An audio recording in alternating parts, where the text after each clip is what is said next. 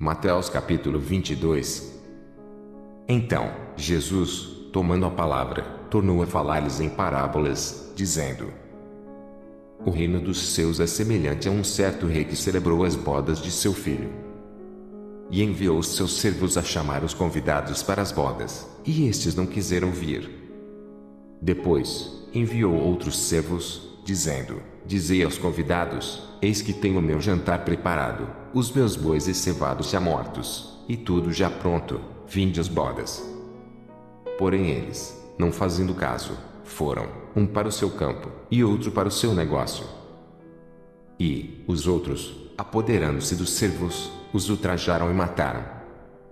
E o rei, tendo notícias disso, encolerizou-se, e, enviando seus exércitos, destruiu aqueles homicidas, e incendiou a sua cidade. Então, disse aos servos: As bodas, na verdade, estão preparadas, mas os convidados não eram dignos.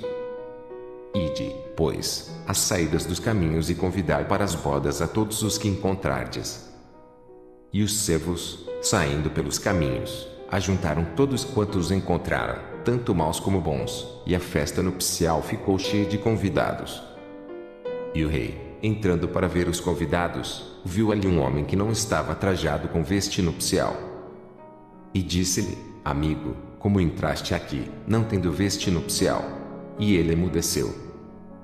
Disse, então, o rei aos servos: Amarrai-o de pés e mãos, levai-o e lançai-o nas trevas exteriores, ali haverá pranto e ranger de dentes.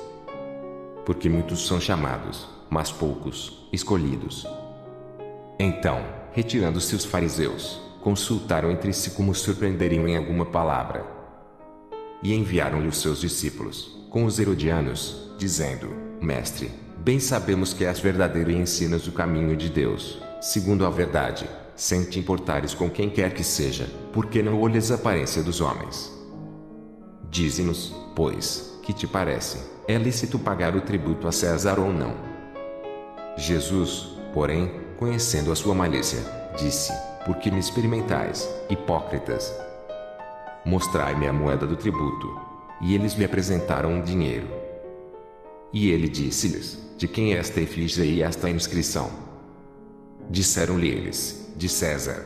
Então, ele lhes disse: Dai, pois, a César o que é de César e a Deus o que é de Deus. E eles, ouvindo isso, maravilharam-se e, deixando-o, se retiraram. No mesmo dia, chegaram junto dele os saduceus, que dizem não haver ressurreição, e o interrogaram, dizendo: Mestre, Moisés disse: Se morrer alguém, não tendo filhos, casará o seu irmão com a mulher dele e suscitará descendência a seu irmão. Ora, houve entre nós 7 irmãos. O primeiro, tendo casado, morreu e, não tendo descendência, deixou sua mulher a seu irmão. Da mesma sorte, o segundo, e o terceiro, até ao 7º. Por fim, depois de todos, morreu também a mulher. Portanto, na ressurreição, de qual dos 7 será a mulher, visto que todos a possuíram? Jesus, porém, respondendo, disse-lhes: Errais, não conhecendo as Escrituras, nem o poder de Deus. Porque, na ressurreição, nem casam, nem são dados em casamento, mas serão como os anjos no céu.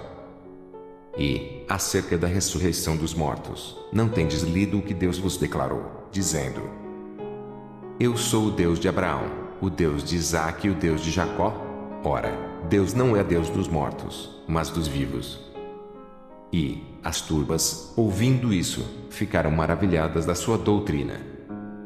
E os fariseus, ouvindo que ele fizera emudecer os saduceus, reuniram-se no mesmo lugar. E um deles, doutor da lei, interrogou-o para o experimentar, dizendo: Mestre, qual é o grande mandamento da lei? E Jesus disse-lhe: Amarás o Senhor, teu Deus, de todo o teu coração, e de toda a tua alma, e de todo o teu pensamento. Este é o primeiro e grande mandamento.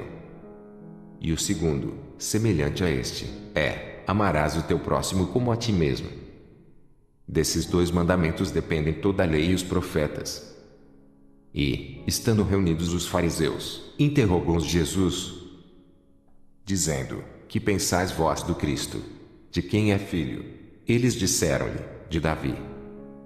Disse-lhes ele: Como é, então, que Davi, em espírito, lhe chama Senhor, dizendo: Disse o Senhor ao meu Senhor: Assenta-te à minha direita, até que eu ponha os teus inimigos por escabelo de teus pés.